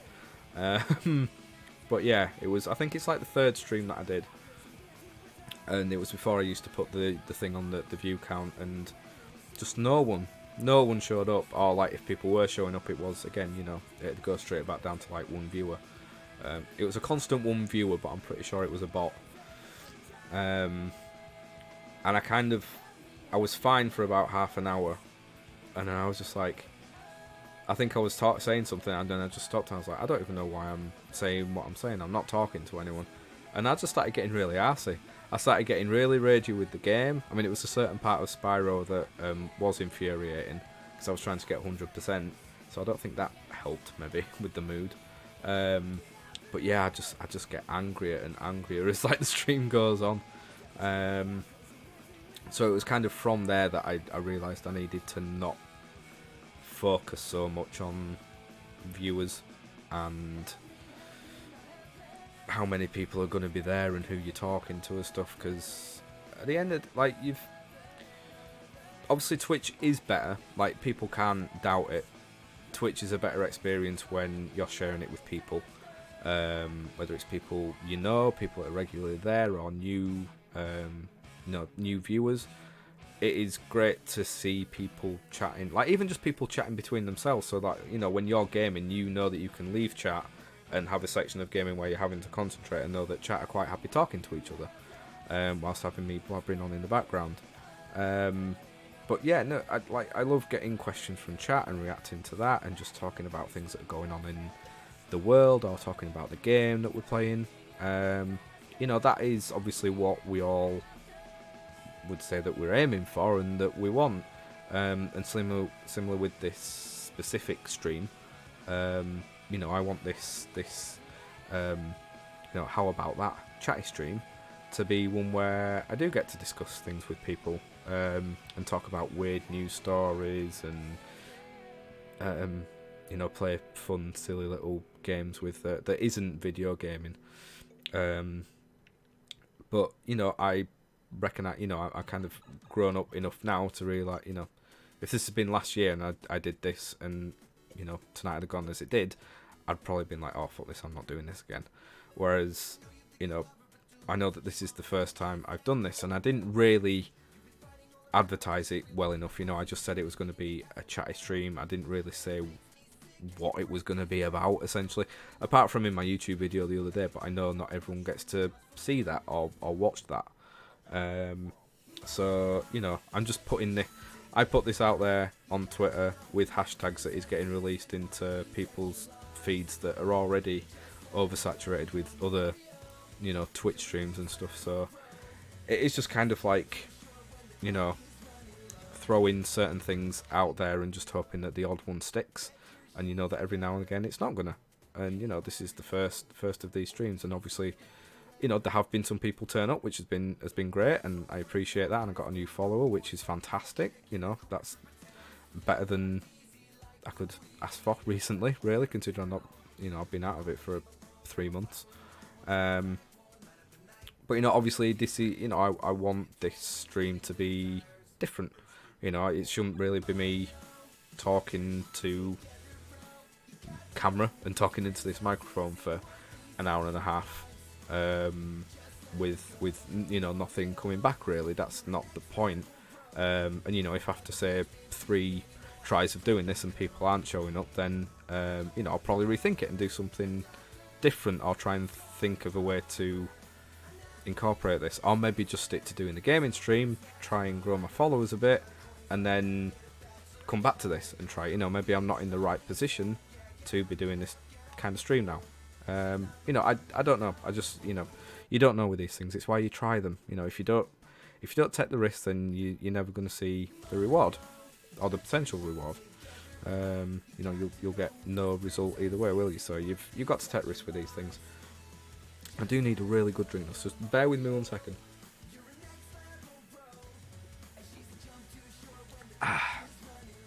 See, that's another thing. Obviously, people may log into and out of streams and literally try and make a decision on your stream within the first second of watching you. So you feel like you're constantly having to say things and be interactive and engaging. So even though I've just been talking non-stop for the past hour and a half, someone may have just logged in just whilst I'm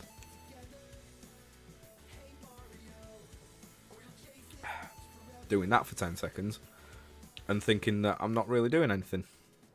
So yeah, it's tough.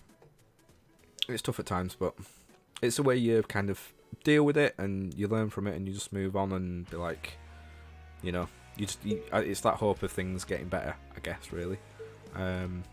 See, I think it's, do you know what? It's been easier me doing this, and keeping myself talking, rather than if I was playing a game. I've realised in the past that there can be a lot of times when I'm gaming and I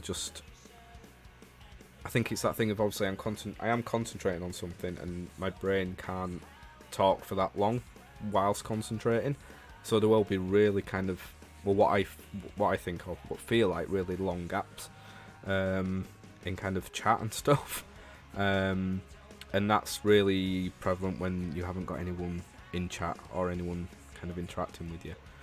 So yeah, it's interesting. It's an interesting world, is Twitch.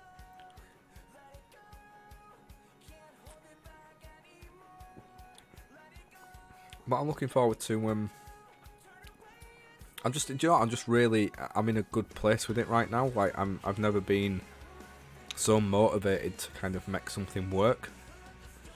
In terms of, well, I don't know. I think that I probably have been back in the past with like my YouTube channel and the Bartat YouTube channel that I did with Lee and Charlie. Obviously, we went through, me and Lee especially. I mean, Charlie wouldn't mind me admitting that, but you know, it was always me and Lee that would get super excited about something to do with that, whereas Charlie would just be happy to see how it went. And in a way, he was probably doing it the right way. But yeah, like me and Lee went through at least a 6-month period where we were just every waking second of the day we were thinking about what we could do with the channel and what projects we can do and stuff like that. So yeah, I probably have been as motivated to make something work in terms of content creation before, but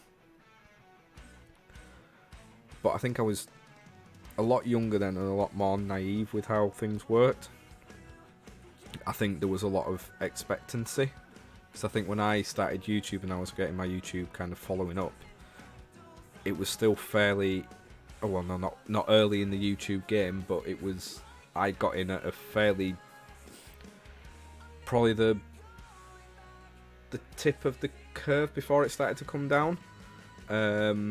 And obviously the stuff I was doing, no one else was doing in terms of Leeds United content and football content, and doing like, you know, away day videos, going to away games at football and filming the experience. There weren't really many others at that time. Like now, like every single club seems to have someone who does that. And at the time, I was the only one doing it at Leeds. So obviously I gained a lot of subscribers through that, and like on Twitter I got a lot of followers. So because that kind of, again, was kind of a quick rise really in the YouTube game, in a naive way, there was a little bit of expectancy in how things went. I was just like, oh well, we could do, you know, put this out and it doesn't really matter because people will watch it anyway. And I think I've learned a lot from that period and going through bad times with it, and obviously moving away from the football and just trying to make it work as doing, you know, vlogs and music stuff and various things. And I think bringing that into Twitch at this stage in my life now, after having that first 3-4 months go at it, and learning how things go a little bit, I think losing that naivety, yeah, is the best thing that happened to me really. So like, I know, like, if I want this to work and I want if I want to grow a community with it and it to be something that lasts for the foreseeable future, really, you know, as a part-time thing. Like I say, I'm lucky enough to have a job, so I have a wage that will be coming into me, so I don't need to make money from Twitch. So it can be something I do as, you know, a part-time thing, and I guess as a bit of a hobby. But if I want it to, you know, properly work in terms of growing a community and getting to know more and more people and having fun with that, you know, I need to put the work in. And I think when I first started it off and I got a lot of followers in a short amount of time, I think that naivety kind of crept in a little bit from old Chris, thinking like, oh wow, this is great, you can just go on and expect people to turn up, and that isn't the case at all. You know, I'm at 73 followers now, which is amazing. You know, when I started up in August, I didn't think I'd have anything like that within, you know, 12 months of streaming. So to get that now, you know, I was an affiliate within like 2 months of starting up, which I never dreamed of doing. You know, getting 50 followers and getting the hours and time into doing it, I didn't think that was going to happen. But you know, if I want to see that continue and to grow again like it did, then I know I have to put more of an effort in. and by doing more regular streams, by having a schedule out there, by interacting more with people and being more active on social media, and watching more people stream, it should hopefully grow through that, and hopefully, get somewhere. I didn't really have an ending to that. You can probably tell. I kind of lost my way with that sentence a little bit. But yeah, by doing those things, hopefully that can help this channel grow. And yeah, I think setting goals as well was one thing I was reading about and watching things on last night. Just generally, like even in life, like not even with Twitch, like setting goals for a week. Personally, things you have to do in the house, things you want to do that are work related, or just anything, just something creative, like setting yourself a goal, and more specifically with Twitch, it's important not to do that based on numbers, so saying, oh well, by the end of this year I want to be at 150 followers and have 20 subscribers or whatever. Kind of putting a figure on things doesn't always work, because if you then don't make that, you take that as a fail and something that you've not managed to accomplish, and you get all down about it. But if you do that, then you'd miss out on the positives of the things that you have done. Getting even near to that. 150 followers. If you miss it by like 3 or 4 followers, then you've still done really well to get to that amount. So I think it's important to set goals that aren't specific numbers. So I'm going to be looking at that over the next couple of days and kind of trying to set myself personal goals and Twitch goals and stuff.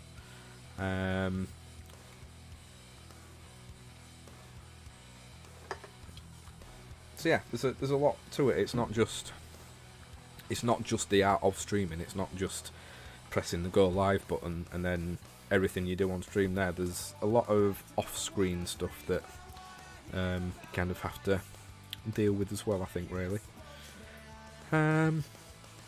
I think I'm probably going to start to wrap up there, to be honest, guys. I was aiming to go till 10, but the other things that I wanted to do, there's not really a lot of point of me doing it, although I could kind of have a look at some of the weird news things that I managed to find. So let me just bear with me 1 second, get a new tab open. So there's a few weird news stories that I looked at yesterday, which gave me a bit of a, well, I say some gave me a giggle, but one did in particular, but others were like, what the fuck? Kind of back to the coronavirus thing. People are in Australia. People are dressing up in ball gowns and tiaras to take their bins out. An Australian woman has started a new trend online during the coronavirus lockdown, which sees people dressing up in extravagant outfits to put their rubbish out. So, where are we? Blah, blah, blah. A woman named Danielle Askew has started an entertaining trend known as bin isolation outings, and it sees people dress up in over-the-top outfits and fancy dress to take the trash out. Danielle, who lives in Queensland, Australia, shared a photo of herself putting her bin out, dressed up a bit like Elsa from Disney's Frozen, with a sparkly blue dress and crown. I've not actually set my stream up, unfortunately, at the moment. I will sort this out for next time, I promise, to actually get this up on screen. In fact, oh wait, no, would I be able to? Oh wait, no, I won't actually, because if I do that, I'm going to give away the Onion game. So no, I won't do that for now. Right, where are we? So, yeah, so she's dressed as Elsa. She's got like a blue sparkly dress on. She looks like she's in her 40s, possibly. Maybe even like, I don't know, she might be 50. I don't know. Anyway, she's got this crown on, but she's even dressed the bin up. She's put like a purple and pink tutu and strapped it round the bin, which is just really strange. So where's that gone? Danielle set up a Facebook group so that others Hello. Thank you. Oh, I have my own personal drink delivery service. It's fantastic. Thank you. Love you. So, yeah, Daniel set up a Facebook group so that others could share their efforts and say she is amazed by the reaction to her idea. The inspiration came after a friend messaged her to say she was excited that it was bin day, as it meant she got to go outside. I get the feeling these people are, like, they must have gardens, surely. This seems a bit daft to me. Danielle then dared her friend to get all dressed up to go on the little outing, and she accepted the challenge, with Danielle doing the same. So far, more than 215,000 have joined the group, including Sharon Turgeon, who's from Manchester but currently lives in Brisbane. Well, I'm glad Sharon's got in on the act. And there's a picture of Sharon, who is taking a bin bag out with a really long, glittery red dress, and she's wearing a big tiara. I mean, she's clearly walking from what looks like a wedding dress shop as well, which looks odd. So I'm not sure this whole social distancing thing is actually working there. So Sharon completely nailed the bin outing challenge, dressing up in an extravagant red sparkly ball gown and large silver tiara. She borrowed the outfit from her friend's bridal shop. Oh, there we go. She borrowed the outfit. Hang on. So she has actually gone out and gone to a shop. How is a bridal shop still open? I mind you, if it's a friend, maybe she's just got in it. But I don't know. That seems a bit odd to me. Due to the pandemic, the bridal centre has been forced to pretty much shut up shop for the next 6 months, but they decided to put the dresses to good use for the challenge to put a smile on people's faces, and it certainly worked. Other people have dressed up as fairies, animals, Lego characters, and more. Some have even taken to decorating their bins during the lockdown, so they had something to do, painting pretty pictures on them.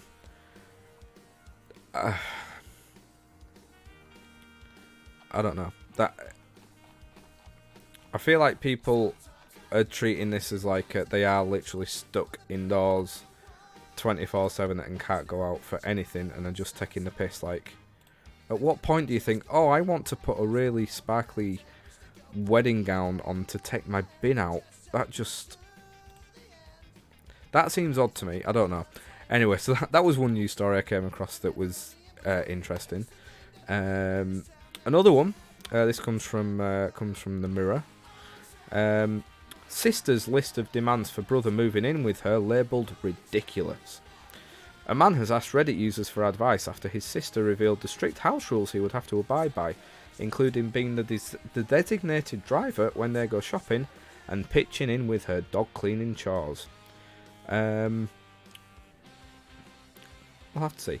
A man has shared the ridiculously strict list of rules his sister gave him after she asked him to move in with her. See, when I read this yesterday, I didn't see that. I thought that he'd asked to move in with her. So I was like, well, I think it's only fair that she has a few rules, but she actually asked him to move in with her, which I think makes a difference. So, he explained that when his sister, 22, asked him, 20, to move in with her, it's important to have the ages, to move in with her, he was well and truly up for it at first. That is something that should not be in there. No. He said that she had a nice house and assumed that rent probably wouldn't be too expensive either. But he didn't agree right away.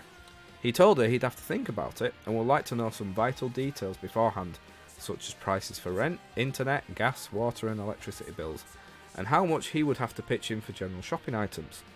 But when she laid down her strict house rules, he quickly reconsidered. The list of house rules she put in place were: pause for effect.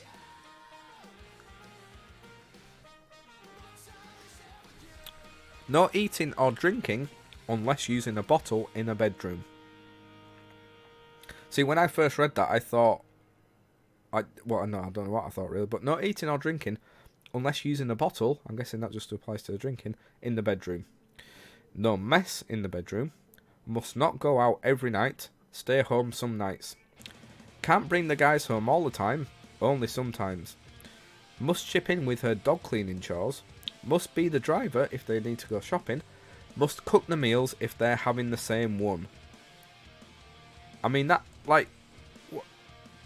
why? If they're having the same meal, if she's planning on having the same meal, and then he says that he wants to have the same, why can't she cook it? Like, what's the big deal there? And must be the driver if they need to go shopping. That is, I'd be really pissed off with that. After reading that, I was like, sorry. After reading that, I was like, WTF, he wrote. I told her I won't be moving in somewhere to be parented. If I want to bring guys home, I will. I won't be loud though, because I'm considerate that others are in the house. If I want to have a friend over, I don't need to ask, and I can eat wherever I want to, etc, etc. She goes to me, is that how you think it works everywhere? To which I said yes. Which I think is brilliant. I mean, yeah, there's got to be give and take. But I mean, the thing is that if he had just said, right, I need to move in with you, I've got nowhere to live, then I think it would be a bit of leeway as to, like, he won't be able to move in and take the piss. But she's asked him to move in with her. So, yeah, I think, like, as long as he's not a messy eater, you should be able to eat wherever you want. I know some people have a weird thing about eating in beds and stuff, but as long as you're not eating, like, really messy stuff, it shouldn't be a problem. And yeah, if he wants to have someone over, then really, he should be allowed. Anyway, I'm a law student, so I sent her some laws that show... Oh my god, I didn't read this far. I'm a law student, so I sent her some laws that showed what she's asking of me is... That showed what she's asking of me is illegal. As she'll be my legal landlord, and having those requirements aren't legal for a landlord to ask. Aren't legal for a landlord to ask. While rules are obvious, every house has them. The general gist of the laws where I live are as long as you're not damaging the property, as long as you're paying the rent on time, there's not much else a landlord can require of someone. They can deny anyone living there for whatever reason, but they can't tell you what you're allowed to do in that space. Which, yeah, I guess is fair enough. He also then added that rules may be different depending on the area people live in. She wasn't impressed and started to ignore me, he added. But I wasn't having it. That's why I sent her some laws about what she's doing. Oh my god. Okay, so the brother and sister. Where do you think this argument goes to next? I told my mum, and she told me that I was out of line and I should just follow my sister's household rules because we're family. Of course mum said that. He asked Reddit users for advice on whether he was in the wrong, and nearly all of them agreed that he shouldn't move in with his sister. I think I would be in the majority there. One person said her rules are ridiculous and sending her the law was a perfect response. And another agreed, sounds like your sister wanted a maid who was paying to live with her. You'd have to be the driver on grocery runs, share responsibility of her dog. I think you handled it perfectly. Def don't move in with her. Good thing you asked the right questions and found out before you did. Good lord, can you imagine? However, one said, it's weird to have sent her the laws. Like, just saying no, that's whack. I won't be moving in. Oh god, you've got to love some newspaper articles, haven't you? That's so that's from the Mirror. Yeah. Okay. So yeah, so that made me laugh. I'm glad that I didn't read all of that previously because there was a lot of interesting things there. Right, we've got two more to go. Oh god, where's it gone? Oh, I feel like I'm going to have to... See, I do have browser set up, but I don't want to ruin anything. If I press that... Oh, no, it's not getting rid of that. I don't want to ruin anything for the Onion game for, like, next time round. Yeah, the next story I've got, I kind of need to... People need to see it, really, but maybe I won't do that one. Anyway, so this is from... the Huffington Post in America. So, dog found behind wheel after high-speed chase in Washington State. A very sweet pit bull was reportedly in the driver's seat after the car crashed. Her owner faces multiple charges.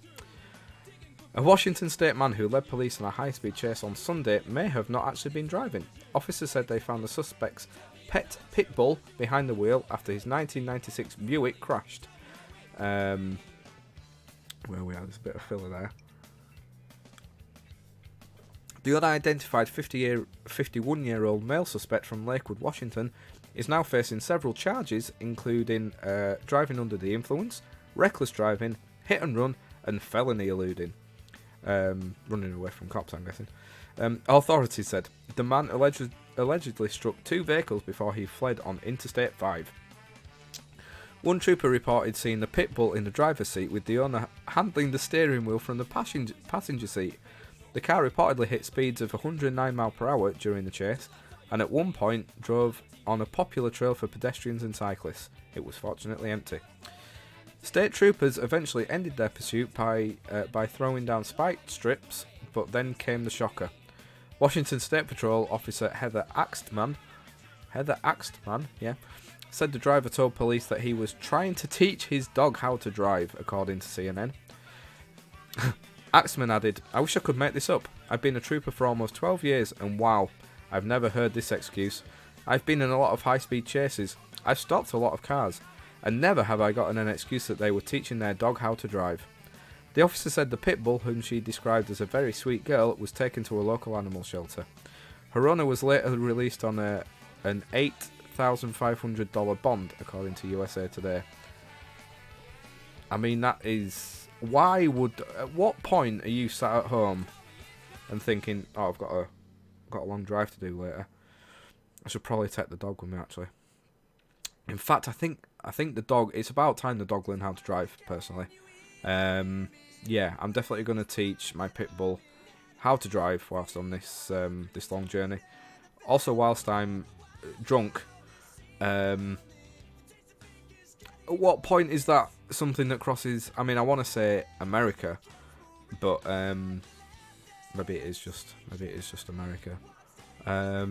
So yeah, there we go. That's interesting. That must have been quite weird for the police, actually, just like actually catching up with the vehicle and then suddenly seeing like, is that a dog in the driver's seat? Yeah, I think that's a dog.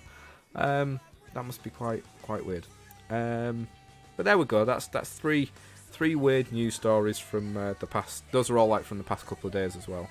So yeah, there we go. So that's something that I'm wanting to do, like on this stream, is like bring or look at weird news stories from around the world, because like obviously you can look at how cool would a driving dog be, though? I mean, that would be cool if you could successfully and safely teach a dog to drive. Then it would be worth it. Well, I say it would be worth it. You've got to, like, we know how easily distracted dogs can be, so it'd be kind of like driving along and a butterfly, flies past a window and you're gonna be crashing, aren't you? So it would be cool, but I'm not entirely sure how safe it would be. But we could try it. You never know. With how things are at the moment, I mean, to be fair, at the moment, this is probably the safest time to teach a dog. A dog? Oh my god! Teach a dog how to drive on the quiet roads. So I don't know. Maybe his mind was in the right place. His heart was in the right place, but his mind wasn't. Could start it off in one of those kiddie cars. Oh yeah, like in the little red and yellow plastic thing. That'd be cool. That'd be awesome. What would be the best dog for driving, do you think? Because you couldn't teach a little dog to drive because they won't be able to reach the pedals or anything. See, that would be... I mean, you'd have to have a dog big enough. How the hell did a pit bull reach the pedals? Because even if it was an automatic car, you still need to accelerate. I could use a brick. No, I don't see how did that even happen? I'm starting to doubt the credibility of this story now.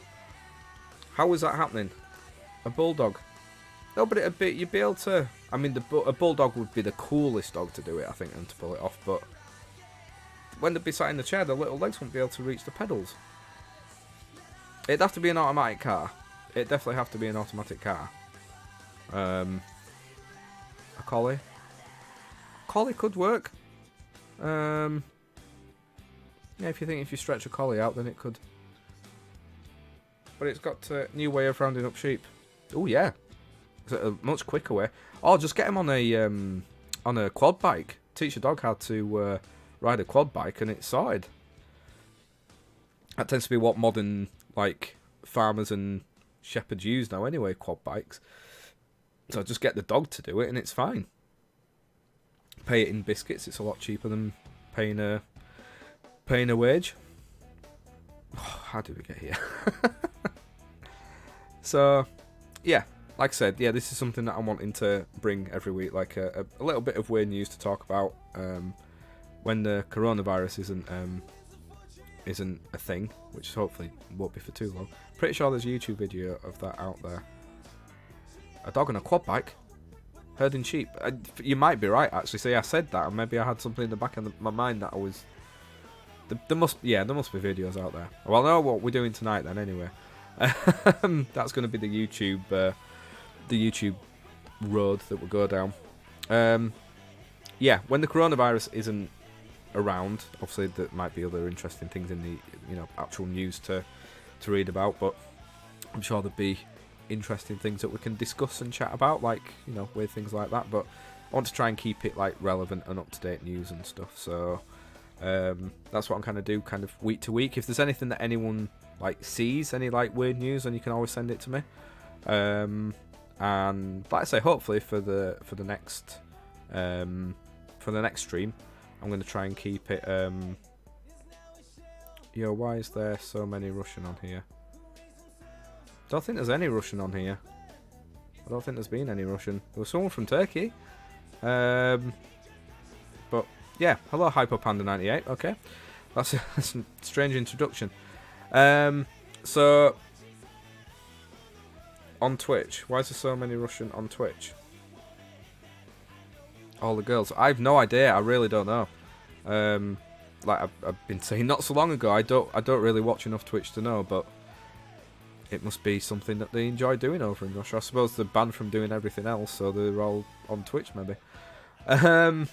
So anyway, yeah. So like I say, hopefully next time there'll be more people on stream, and we can do the Onion game, or not the Onion, should I say? But yeah, it's been an interesting first stream. I think it's, like I say, I was treating it as a bit of a test one really, to see how it goes. But yeah, I mean, it's been 2 hours that have not been too bad. I don't think. I think it generally works. So yeah, I guess I'll be back here next Sunday. So thank you for those that have been here tonight and that have popped by. Thank you for the Honest Mike show for dropping by and being a new follower. Love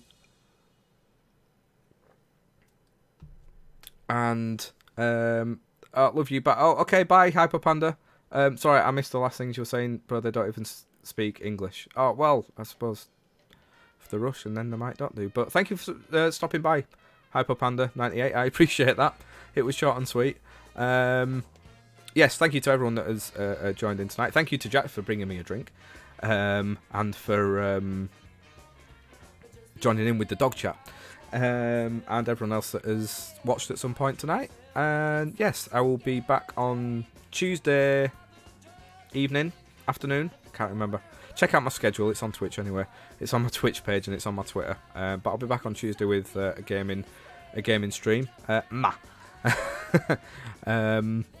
I will be back with this particular stream next Sunday. So hopefully I'll be able to see more of you guys there. And I will be uploading this to YouTube. I'll probably set it to upload straight after this, actually.